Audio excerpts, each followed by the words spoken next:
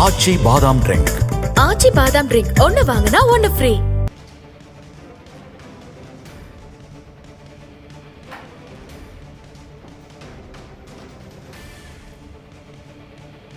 NEET தேர்வால் கிராமப்புற மாணவர்கள் பாதிக்கப்படுகிறார்கள் என்று முதலமைச்சர் ஸ்டாலின் தன்னுடைய உரையில் குறிப்பிட்டிருக்கிறார். சட்டப்பேரவையிலிருந்து அதிமுக எம்எல்ஏக்கள் வெளிநடப்பு செய்திருக்கிறார்கள். சட்டப்பேரவையில் அதிமுக எம்எல்ஏக்கள் வெளிநடப்பு செய்திருக்கிறார்கள். சட்டமன்ற எதிர்க்கட்சித் தலைவர் இபிஎஸ் பேசுவதற்கு அனுமதி வழங்கப்படவில்லை என கோரி அதிமுக எம்எல்ஏக்கள் அமளியில் ஈடுபட்டு வெளிநடப்பு செய்திருக்கிறார்கள். சட்டமன்ற எதிர்க்கட்சித் தலைவர் இபிஎஸ் பேச அனுமதி வழங்கப்படுவதில்லை என கோரி அதிமுக எம்எல்ஏக்கள் அமளியில் ஈடுபட்டு வருகிறார்கள். மத்திய அரசின் கேள்விக்கு உரிய விளக்கம் வழங்கப்பட்டிருப்பதாக முதலமைச்சர் மு.க. ஸ்டாலின் தெரிவித்து வருகிறார். சட்டமன்ற எதிர்க்கட்சித் தலைவர் இபிஎஸ் பேசுவதற்கு அனுமதி மறுக்கப்பட்டதாக கோரி அதிமுக எம்எல்ஏக்கள் அமளியில் ஈடுபட்டிருக்கிறார்கள்.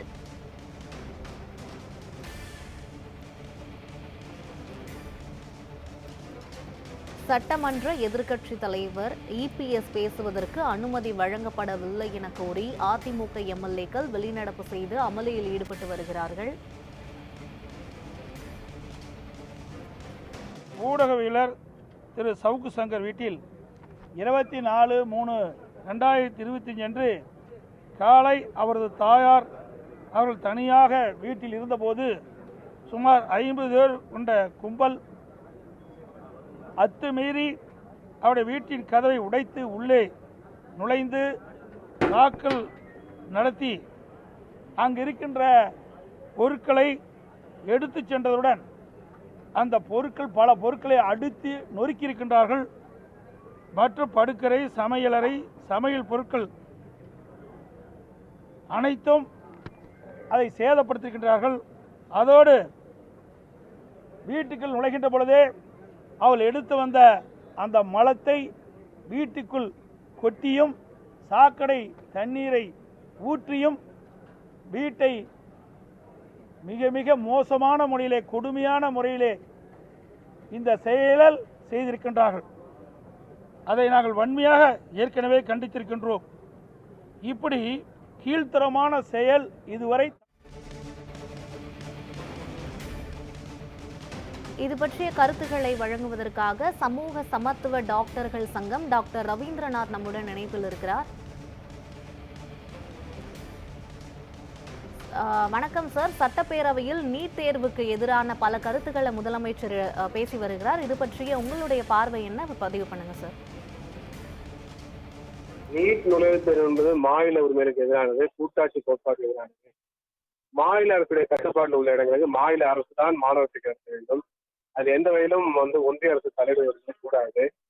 எனவே அது தொடர்ந்து இந்த தமிழ்நாடு அரசு அதில் உறுதியாக இருக்கிறது. எனவே மாநில உரிமையிலே மருத்துவக் கல்வியில் பாதுகாக்க வேண்டும் என்று சொல்லி எங்களுடைய சங்கம் தொடர்ந்து வலியுறுத்தி வருகிறோம். அப்படிப்பட்ட சூழலில் அண்மையில் உச்சநீதிமன்றம் ஒரு தீர்ப்பு வழங்கியிருக்கிறது. அந்த தீர்ப்புல முதுநிலை மருத்துவக் கல்வியிலையும் மாநில ஒதுக்கீட்டு இடங்கள்ல பசிப்பு அடிப்படையில் இடஒதுக்கீடு கூடாது என்ற கருத்தை சொல்லியிருக்காங்க. அப்ப முழுமையாக மருத்துவக் கல்வியில் மாநில உரிமையில பறிக்கக்கூடிய வகையில ஒன்றிய அரசும் உச்சநீதிமன்றம் தொடர்ந்து செயல்பட்டு வருகிறது. இது மிகப்பெரிய பாதிப்பை தமிழ்நாடு போன்ற மாநிலம் உருவாக்கும்.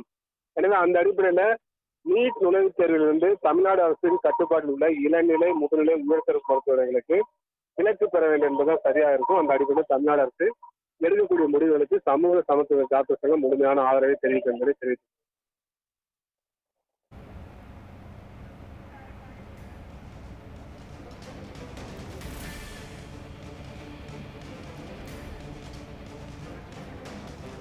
நேரலையில் உங்களுடைய கருத்துக்களை பதிவு பண்ணதுக்கு நன்றி சார். அதை விட்டுவிட்டு நாட்டில் இவ்வளவு பெரிய பிரச்சனை ஏற்பட்டுகின்றது, இதை பற்றி விவாதிக்க கூடாது என்று சொன்னால் எதை பற்றி விவாதிப்பது? அவர் பிரபலியமானவர், அனைவருக்கும் தெரியும். உங்களை போல் அவரும் ஊடகவியலர், அதை முதலில் புரிந்து கொள்ள வேண்டும். அப்படிப்பட்டவருக்கே இப்படிப்பட்ட நிலைமை. சாதாரண மக்களுக்கு இந்த ஆட்சியில் என்ன பாதுகாப்பு கிடைக்கும் என்பதை நாம் எண்ணி பார்க்க வேண்டும். அதோடு அவர்களெல்லாம் கைது செய்யப்பட்டதாக பத்திரிகைகளை பார்த்தோம். என்ன வழக்கு போட்டிருக்கிறார்கள்? ஒரு சாதாரண வழக்கை போட்டு அன்றைய தினமே அவர்கள் ஜாமீனில் வந்து விட்டார்கள். ஆக ஒரு வீட்டில் அத்துமீறி நுழைந்து பொருட்களை சேதப்படுத்தி பொருட்களை எடுத்து சென்று மலத்தை கொட்டி அங்கே ஒரு அசிங்கத்தை உண்டாக்கி விட்டு தாராளமாக வெளியே செல்கின்றார்கள். அவர்களெல்லாம் இந்த அரசு கண்டுகொள்ளவில்லை. இங்கே ஆட்சி நடக்குதா அல்லது ஒரு சர்வாதிகாரம் நடக்குதா என்று தெரியவில்லை. மக்களை பாதுகாக்கக்கூடிய ஒரு அரசாங்கமே இதை கண்டுகொள்ளவில்லை என்றால் எப்படி இந்த அரசு சட்ட ஒழுங்கை பாதுகாக்கும் என்பதை நாம் எண்ணி பார்க்க வேண்டும். மற்றொரு முக்கியமான ஒரு அறிவிப்பு இன்னைக்கு அதான் இதை முதல் கேளுங்க, அப்புறம் அடுத்த அறிவிப்பு ஏன் போறீங்க? இது எவ்வளவு உங்களுக்கு தாங்க பாதுகாப்பு? நீங்க எல்லாம் ஊடக நண்பர்கள், பத்திரிகை நண்பர்கள், நீங்க எழுதுகின்ற செய்தி மக்களுடைய செய்தி. பிரச்சனை ஏற்பட எழுதுறீங்க, உங்களுக்கு பாதுகாப்பு இல்லைன்னா யார் பாதுகாப்பு கொடுப்பது? ஊடகம் பத்திரிகையும் இந்த நாட்டினுடைய தூண்ங்க. இவர்கள் மூலமாகத்தான் நாட்டு மக்களுக்கு நாட்டில் இருக்கிற நிலவுகின்ற பிரச்சனைகள் செய்திகள் போய் சேரக்கூடிய சூழ்நிலையை உருவாக்கக்கூடியவர்கள் நீங்கள். அப்படிப்பட்ட ஒருவருக்கு இப்படிப்பட்ட நிலைமை வருகிறது.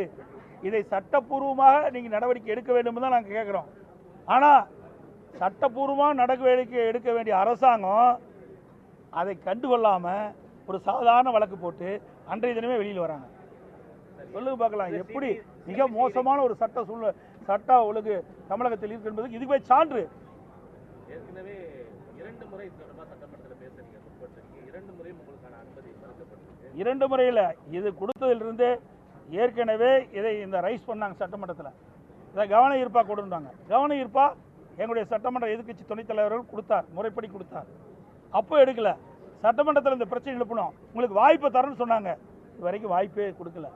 கேட்டால் 10 நாளாக நாங்கள் இதை தொடர்ந்து கேட்டுக்கிட்டே இருக்கிறோம். இது ஒரு முக்கியமான பிரச்சனைங்க.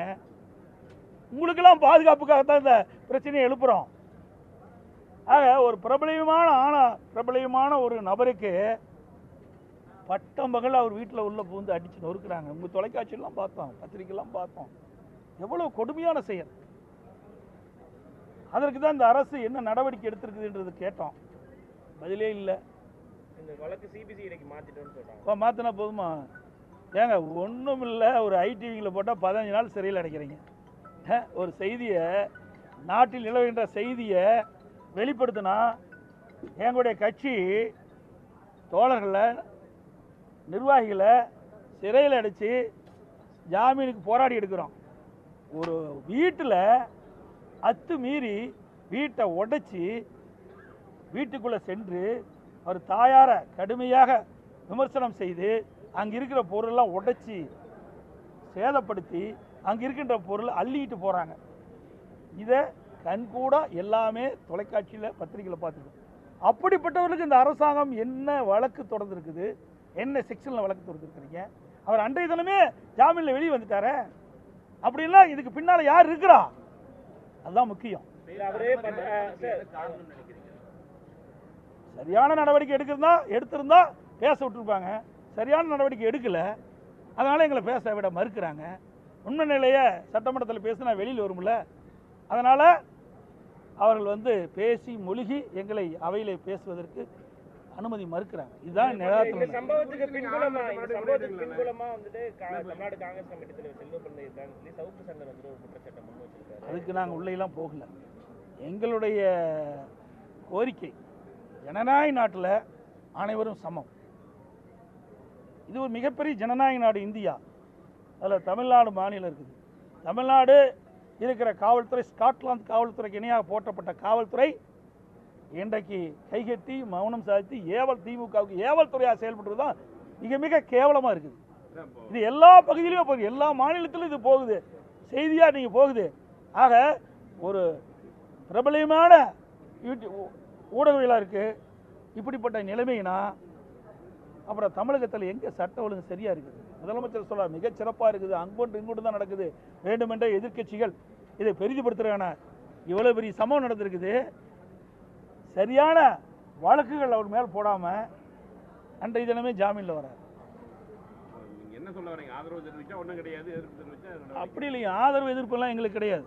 ஜனநாயக நாட்டில் ஜனநாயகப்படி ஒவ்வொரு மனிதனுக்கும் பாதுகாப்பு வேணும், சட்டப்படி நடவடிக்கை எடுக்க வேணும். ஆளுங்கட்சி இதுக்கு துணை போகக்கூடாது. அப்படின்னா மக்கள் எப்படி ஜனநாயக நாட்டில் வாழ முடியும்? ஒரு அரசாங்கம் எதுக்கு தேர்ந்தெடுக்கிறாங்க?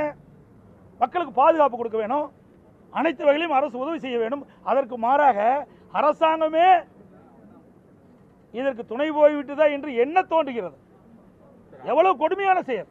ஒரு மலத்தை கூட வீட்டில் கொட்டினா ஒத்துக்குவாங்களா? அவர் வீட்டில் கொண்டு கொட்டினா ஒத்துக்குவார் அவரு? இன்றைக்கு அவை முன்னவர் சொல்றாரு இதெல்லாம் ஒரு பெருசா, அவருக்குலாம் பெருசா தெரியாது, திமுக காரருக்கு இதெல்லாம் பெருசா தெரியாது. நாட்டு மக்களை சிந்திச்சா தானே தெரியும். நாட்டு மக்களுக்கு இருக்கிற பிரச்சனை என்னன்னு தெரியாம இருக்கிற ஒரு அரசாங்கம் இந்த அரசாங்கம். நாங்கள் மக்களுடைய பிரச்சனைக்காக நாங்கள் குரல் கொடுக்கிறோம். இவர் அவர் என்றெல்லாம் நாங்கள் பாகுபாடு பார்க்கல. எந்த ஒரு மனிதருக்கு இப்படிப்பட்ட நிகழ்வு நடக்கக்கூடாது என்பதுதான் எங்களுடைய நிலைப்பாடு. இப்படிப்பட்ட கவன ஈர்ப்பு தீர்மானம் ஏதாவது சொன்ன ஏதாவது எடுக்கலன்னு சொல்லுங்க. எத்தனை கவன ஈர்ப்பு. இவர்கள் இன்னும் சொல்ல போனா ஆட்சிக்கு வருவதற்கு முன்பு ஒரு நிலைப்பாடு, ஆட்சிக்கு வந்த பிறகு ஒரு நிலைப்பாடு. ஆக இரட்டை வேடம் போட்டுக்கிட்ட ஒரே கட்சி திமுக கட்சி. 2021 சட்டமன்ற பொதுத் தேர்தல் போது தேர்தல் அறிக்கையில் என்ன குறிப்பிட்டாங்க? ஆண்டுக்கு 100 நாள் சட்டமன்றம் நடக்குன்னு சொன்னாங்க. மொத்தமே 119 நாள் தான் நடந்திருக்குது. இப்போ தான் இதை தொலைக்காட்சியிலையும் ஊடகத்திலையும் பத்திரிகையிலையும் நாங்கள் வெளியிட்ட காரணத்தினால இப்போ கிட்டத்தட்ட ஒரு 20 நாள் நடத்துகிறாங்க. இல்லைன்னா இது நடத்த மாட்டாங்க. இப்படிப்பட்ட ஒரு சம்பவம் நடந்துகிட்டு இருக்குது. நல்லா சிந்திச்சு பாருங்க. இவர்கள் தேர்தல் நேரத்தில் கொடுக்கப்பட்ட எந்த அறிவிப்பாவது நிறைவேற்றிருக்காங்களா? எதுவுமே இல்லை. சட்டமன்றத்திலே பேசுவதற்கு வாய்ப்பு கொடுக்கறது இல்லை. எத்தனை கவன ஈர்ப்பு நாங்கள் எடுத்துக்க தெரியுங்களா? மாலை 5 மணி வரை நாங்கள் மானிய கோரிக்கை நடத்தியிருக்கிறோம். மக்களுடைய பிரச்சனையை பேசுவதற்கு எதிர்க்கட்சி உறுப்பினருக்கு முழு வாய்ப்பு கொடுத்தோம். அவர்கள் பேசுவதெல்லாம் கவனமாக எடுத்துக்கொண்டு அதை தீர்த்து வச்சதுனால தான் எங்களுடைய அரசாங்கம் சிறப்பான அரசாங்கம் என்று மக்கள் போற்றப்பட்டார்கள். இந்த அரசாங்கத்தை பற்றியே பேச முடியல. 10 நிமிஷம் பேசுங்கிறாங்க. 10 நிமிஷத்தில் என்னத்தை பேசுறது? ஏங்க, ஒரு இலாக்காவுடைய பிரச்சனையை 10 நிமிடத்தில் எப்படி அதை சுருக்கமாக பேச முடியும்? அவ்வளோதான், அது முடிஞ்சு போச்சு. அதுவும் பல பேருக்கு பேசுறதுக்கு வாய்ப்பே இல்லை. அதிமுகவில் 62 உறுப்பினர் எங்களோட இருக்கிறாங்க. பல பேருக்கு பேசுறதுக்கு வாய்ப்பில்லாம போச்சு. மக்கள் பிரதிநிதிகள் சட்டமன்றத்தில் மக்களுடைய பிரச்சனை பேசுறதுக்கு தான் வராங்க. ஆனால் இந்த அரசாங்கம், இந்த சட்டமன்றம் அதுக்கு அனுமதி கொடுக்க மறுக்குது. அதுதான் நாங்கள் வன்மையாக கண்டிக்கிறோம்.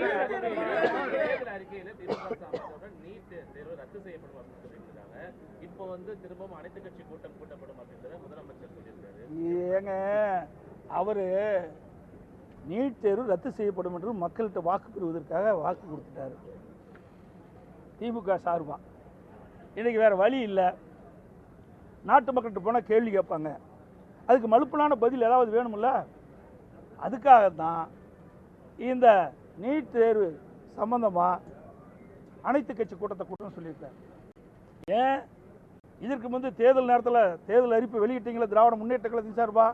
அப்போ என்ன சொன்னீங்க? திமுக ஆட்சிக்கு வந்தவுடன் முதல் வேலை முதல் கையெழுத்து நீட் தேர்வு ரத்து செய்யப்படும். இது வரைக்கும் பதிலே இல்லை. அதுக்கு பிறகு விளையாட்டுத்துறை அமைச்சர் திரு உதயநிதி அவர்கள் ஒரு கருத்தை சொன்னார். நீட் தேர்வு ரத்து செய்வதற்கு எங்கிட்ட ஒரு ரகசியம் இருக்குன்னு சொன்னார். அமைச்சர் ஆகிட்டார். இப்போ அந்த ரகசியத்தை வெளிப்படுத்துங்க. எத்தனை நாளைக்கு தான் இந்த நாட்டு மக்களை ஏமாத்துவீங்க? சொல்லுங்க பார்க்கலாம். அது மட்டும் இல்லை, கிட்டத்தட்ட ஒரு 10 நாளைக்கு முந்தி நினைக்கிறேன், சட்டமன்றத்தில் இந்த நீட் தேர்வு குறித்து பேசிக்கொண்டு இருந்த பொழுது முதலமைச்சர் அவர்கள் கருத்தை தெரிவித்தார். இது நீதிமன்றத்தில் இருக்குது, எங்களால் முடியாதுன்னு சொல்லிட்டார். அப்புறம் எதுக்கு அனைத்து கட்சி கூட்டம் போடுறீங்க? ஏற்கனவே சட்டமன்றத்தில் உங்களுடைய கருத்தை தெரிவிச்சிட்டீங்க. நீதிமன்றத்தில், உச்ச நீதிமன்றத்தில் இந்த வழக்கு நிலுவையில் இருக்குது, அதனால் இது எங்களால் முடியாதுன்னு சொல்லிட்டீங்க. மீண்டும் எதற்கு ஒரு முறை சட்டமன்றத்தில் தன்னுடைய கருத்தை, திமுகவுடைய கருத்தை பதிவு செஞ்சு மக்களை ஏமாற்றுவதற்காக, இளைஞரை ஏமாற்றுவதற்காக ஒரு நாடகத்தை அரங்கேற்றினார். அனைத்து கட்சி கூட்டம் என்ற ஒரு நாடகத்தை அரங்கேற்றிருக்கிறார்.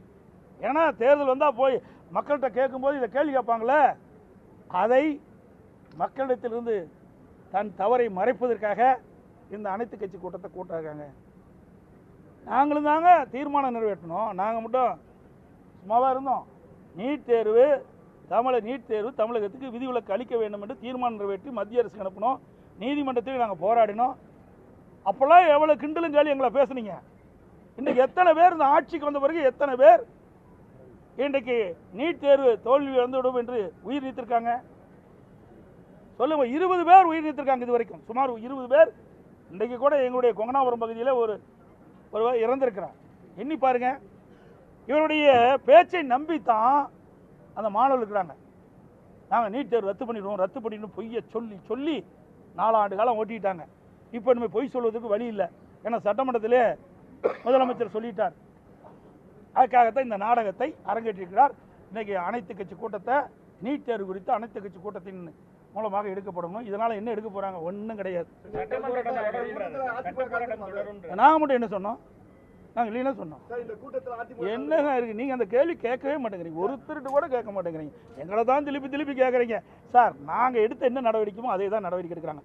ஆனால் 2021 சட்டமன்ற பொதுத் தேர்தலும் போது இளைஞர்களையும் பெற்றோர்களையும் ஏமாற்றி கவர்ச்சிகரமாக பேசி திமுக ஆட்சிக்கு வந்தால் நீட் தேர்வு ரத்து செய்யப்படும், நீட் தேர்வு ரத்து செய்த ரகசியம் இருக்குது, இப்படியெல்லாம் பொய் மேலே பொய்யை சொல்லி இளைஞர்களை பொதுமக்களை ஏமாற்றி வாக்குகளை பெற்று ஆட்சிக்கு வந்த கட்சி திமுக கட்சி.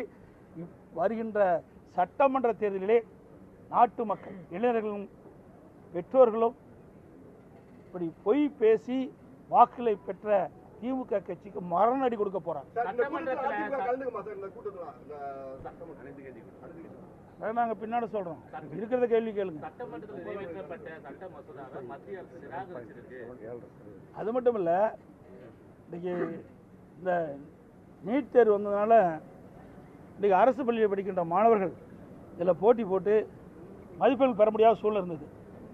பெரும்பாலும் ஏழை எளிய மாணவர்கள், ஏழை குடும்பத்தில் பிறந்த மாணவிகள் இன்றைக்கு மருத்துவராக வேண்டும், பல் மருத்துவராக வேண்டும் கனவு. அந்த கனவை நனவாக்கியதும் அதிமுக அரசாங்கம் தான்.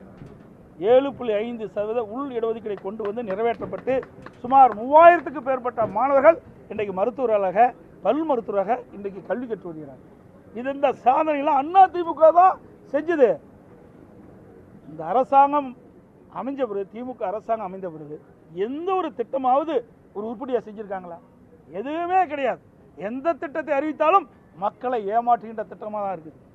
எதுவுமே மக்களுக்கு நன்மை கிடைக்கக்கூடிய திட்டங்கள் எதுவுமே இல்லை. அது மட்டும் இல்லை, அதிமுக ஆட்சியில் மிகப்பெரிய அற்புதமான திட்டங்களாக கொண்டாந்தோம். அதையெல்லாம் அப்படியே மறைச்சி விட்டுட்டாங்க. சில திட்டத்தை நிறைவேற்றி அவர்கள் போய் செஞ்ச மாதிரி இன்றைக்கு அடையாளத்தை காட்டிட்டு இருக்கிறாங்க. அது மட்டும் இல்ல, நீட் தேர்வை கொண்டு வந்தது காங்கிரஸும் திமுக தான். இதற்கு முழு காரணம் 2010 மத்தியில் ஆட்சி அதிகாரத்தில் இருந்த காங்கிரஸ் கட்சி. அந்த காங்கிரஸ் அமைச்சரவையில் திமுக அங்கம் காந்தி செல்வன் மத்திய சுகாதார இணை அமைச்சராக இருந்தார்.